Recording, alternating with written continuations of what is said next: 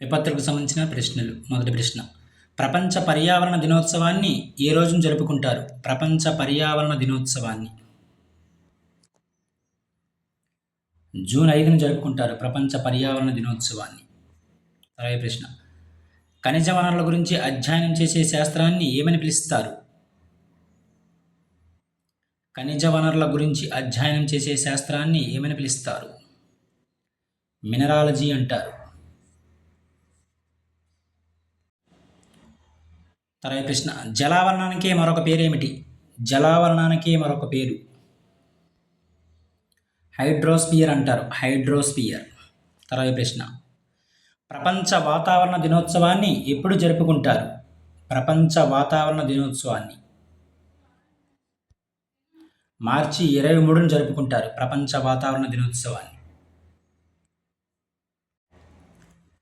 తర్వాత ప్రశ్న, వాతావరణంలోని ఆక్సిజన్ శాతం ఎంత? వాతావరణంలోని ఆక్సిజన్ యొక్క శాతం 20.94% ఆక్సిజన్ శాతం. తర్వాత ప్రశ్న, గ్లోబల్ వార్మింగ్కు కారణమయ్యే ప్రధానమైన వాయువు ఏది? క్రింది వానిలో గ్లోబల్ వార్మింగ్కు కారణమయ్యే ప్రధానమైన వాయువు CO2, కార్బన్ డయాక్సైడ్ ప్రధాన కారణం. తర్వాత ప్రశ్న, మేఘాలు ఏర్పడము, ఉరుములు, మెరుపులు, అల్పపీడనాలు, వర్షపాతం లాంటి వాతావరణ అలజడులన్నీ ఏ ఆవరణంలో జరుగుతాయి? క్రింది వానిలో ఇవన్నీ కూడా ట్రోపో ఆవరణంలో జరుగుతాయి. ట్రోపో ఆవరణంలో. ఓజోన్ పొర అనేది స్ట్రాటో ఆవరణంలో ఉంటుంది. O3 పొర అనేది, ఓజోన్ పొర అనేది.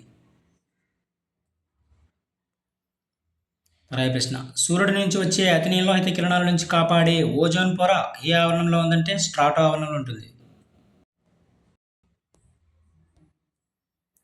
స్ట్రాటో ఆవరణంలో ఉంటుంది ఓజోన్ పొర అనేది. తర్వాత ప్రశ్న, సమాచార పొర అని ఏ ఆవరణానికి పేరు? సమాచార పొర అని ఏ ఆవరణానికి పేరు? క్రింది అందులో ధర్మ ఆవరణంకి. తర్వాత ప్రశ్న, అంతర్జాతీయ నీటి దినోత్సవాన్ని ఎప్పుడు జరుపుకుంటారు? అంతర్జాతీయ నీటి దినోత్సవాన్ని మార్చి 22. తర్వాత ప్రశ్న, ఈ క్రింది ఇచ్చిన ఆవరణాలను సముద్ర మట్టం నుంచి పైకి అమర్చండి. సముద్ర మట్టం నుంచి పైకి.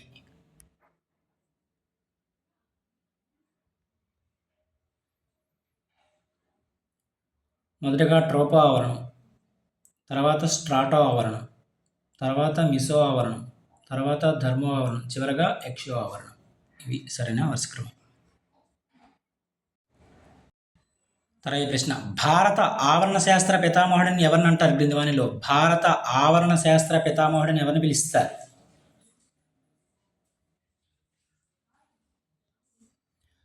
ఆర్ మిశ్రా అని పిలుస్తారు. తర్వాత ప్రశ్న, ఈ క్రింది వాటిని జతపరచండి. ఈ క్రింది వాటిని జతపరచండి. Fourth option correct answer. 50వ టైగర్ రిజర్వ్ కామ్లంగ్. అదేవిధంగా 51వ టైగర్ రిజర్వ్ 51వ టైగర్ రిజర్వ్ శ్రీ విల్లీపుత్తూర్ మేఘామలై. 52వ టైగర్ రిజర్వ్ రామ్గర్ విస్దరి. అదేవిధంగా 53వ టైగర్ రిజర్వ్ గురుదాస్ దాస్. ఇవి సరైన సమాధానాలు. తర్వాత ప్రశ్న, ఈ క్రింది వాటిని జతపరచండి. ఇంపార్టెంట్. పర్యావరణ చట్టాలు ఏర్పాటు చేసిన సంవత్సరం వన్యప్రాణి సంరక్షణ చట్టం 1972. అదేవిధంగా జల కాలుష్య నియంత్రణ చట్టం అనేది 1974. అదేవిధంగా అటవీ ప్రాంత పరిరక్షణ చట్టం 1980. అదేవిధంగా వాయు కాలుష్య నియంత్రణ చట్టం 1981. తర్వాత ప్రశ్న, ఈ క్రింది వాటిని జతపరచండి. Second option correct answer. పర్యావరణ పరిరక్షణ చట్టం 1986. జీవ వైవిధ్య చట్టం 2002. జీవ వైవిధ్య చట్టం ఇంపార్టెంట్. గ్రీన్ ట్రిబ్యునల్ చట్టం 2010 భారత అటవీ చట్టం. భారత అటవీ చట్టం 1927. తర్వాత ప్రశ్న, అంతరించిపోతున్న పులుల సంతతిని పరిరక్షించేందుకు భారత ప్రభుత్వం ఏ సంవత్సరంలో ప్రాజెక్ట్ టైగర్ అనే పథకాన్ని ప్రారంభించింది? 1973లో ప్రారంభించింది ఈ పథకాన్ని. తర్వాత ప్రశ్న, బ్రెజిల్ రాజధాని రియో డిజనైరోలో దరిద్ర సదస్సు ఏ సంవత్సరంలో జరిగింది? 1992వ సంవత్సరంలో జరిగింది. తర్వాత ప్రశ్న, పర్యావరణ హక్కుల పరిరక్షణ కోసం మొదటిసారిగా ఐక్యరాజ్య సమితి ఏ సంవత్సరంలో స్టాక్ హోమ్ సదస్సును నిర్వహించింది? 1972వ సంవత్సరంలో నిర్వహించింది స్టాక్ హోమ్ సదస్సును. తర్వాత ప్రశ్న, ఏ దశాబ్ద కాలాన్ని జీవ వైవిధ్య దశాబ్దంగా గుర్తించారు క్రింది వానిలో? 2011 నుంచి 2020 మధ్య కాలాన్ని. తర్వాత ప్రశ్న, ఏ సంవత్సరాన్ని జీవ వైవిధ్య సంవత్సరంగా గుర్తించారు? అయితే ఏ దశాబ్ద కాలాన్ని జీవ వైవిధ్య దశాబ్దంగా గుర్తించారంటే 2011 నుంచి 2020. ఏ సంవత్సరాన్ని జీవ వైవిధ్య సంవత్సరంగా గుర్తించారు? 2010వ సంవత్సరాన్ని. తర్వాత ప్రశ్న, ప్రపంచంలో జీరో కార్బన్ పట్టణం ఏది? ప్రపంచంలో జీరో కార్బన్ పట్టణం అబుదాబి, మస్టర్డ్.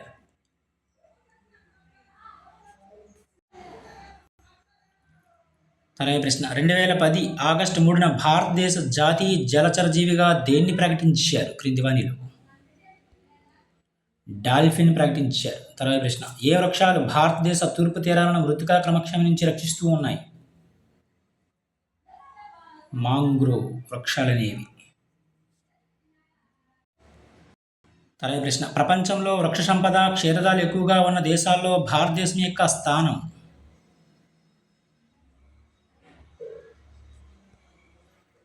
8వ స్థానం. తర్వాత ప్రశ్న, national environmental engineering research institute ఎక్కడ కలదు క్రింది వానిలో? National environmental engineering research institute ఎక్కడ కలదు? ఇది నాగపూర్లో కలదు ఇన్స్టిట్యూట్. తర్వాత ప్రశ్న, భారతదేశంలో ఎన్ని బయోస్పియర్ రిజర్వ్లు ఉన్నాయి? భారతదేశంలో 18. తర్వాత ప్రశ్న, భారతదేశంలో మొట్టమొదట ఏర్పడిన బయోస్పియర్ రిజర్వ్. ఇంపార్టెంట్. భారతదేశంలో మొట్టమొదట ఏర్పడిన బయోస్పియర్ రిజర్వ్ నీలగిరి. తర్వాత ప్రశ్న, Indian Institute of Forest Management ఎక్కడ ఉంది క్రింది వానిలో? Indian Institute of Forest Management భోపాల్లో కలదు. ఇది భోపాల్. తర్వాత ప్రశ్న, భోపాల్ గ్యాస్ దుర్ఘటనలో వెలువడిన వాయువు ఏంటి? భోపాల్ గ్యాస్ దుర్ఘటనలో వెలువడిన వాయువు పేరు. ఇంపార్టెంట్. మిథైల్ ఐసోసైనైడ్ వెలువడింది అనమాట. తర్వాత ప్రశ్న, భారతదేశంలో పర్యావరణ చట్టాలకు దారితీసిన సంఘటన క్రింది వానిలో? భోపాల్ గ్యాస్ దుర్ఘటన. తర్వాత ప్రశ్న, వాతావరణంలో కార్బన్ డైఆక్సైడ్కు ఏవి శోషక నిల్వలుగా ఉంటాయి? సముద్రాలనేవి. తర్వాత ప్రశ్న, భోపాల్ గ్యాస్ దుర్ఘటన ఏ సంవత్సరంలో జరిగింది? 1984వ సంవత్సరంలో జరిగింది ఈ దుర్ఘటన. తర్వాత ప్రశ్న, బొగ్గు గనుల్లో పనిచేసే కార్మికుల్లో ఏ వ్యాధి సాధారణంగా కనిపిస్తుంది? బొగ్గు గనుల్లో పనిచేసే కార్మికుల్లో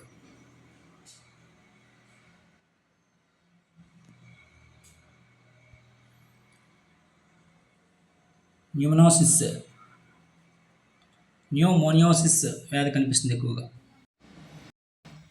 తర్వాత ప్రశ్న, వాయు కాలుష్య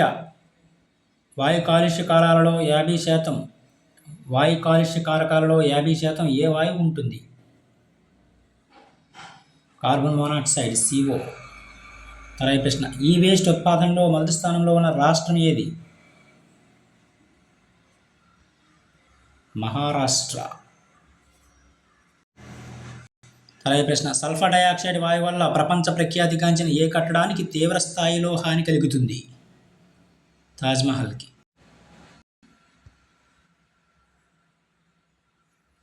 తర్వాత ప్రశ్న కంప్యూటర్లో వలయాన్ని శుభ్రపరచడానికి వేటిని వాడతారు క్రింది వానిలో? క్లోరోఫ్లోరో కార్బన్ ఉపయోగిస్తారు కంప్యూటర్లో వలయాన్ని శుభ్రపరచడానికి. తర్వాత ప్రశ్న ఒక క్లోరోఫ్లోరో కార్బన్ అణువు సమూరుగా ఎన్ని ఓజోన్ అణువులను విఘటనం చెందిస్తుంది?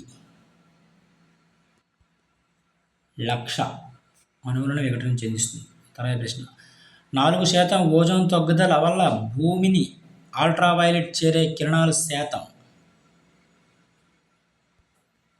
1-3%.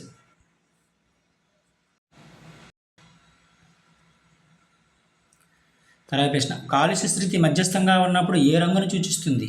కాలుష్య స్థితి అనేది మధ్యస్థంగా ఉన్నప్పుడు క్రింది వానిలో ఏ రంగును సూచిస్తుంది? పసుపు రంగును సూచిస్తుంది. పసుపు. తర్వాత ప్రశ్న కేంద్ర కాలుష్య నియంత్రణ బోర్డును ఏ సంవత్సరంలో స్థాపించారు? 1974లో. ఇవి కొన్ని ముఖ్యమైన విపత్తులకు సంబంధించిన ప్రశ్నలు. Thank you.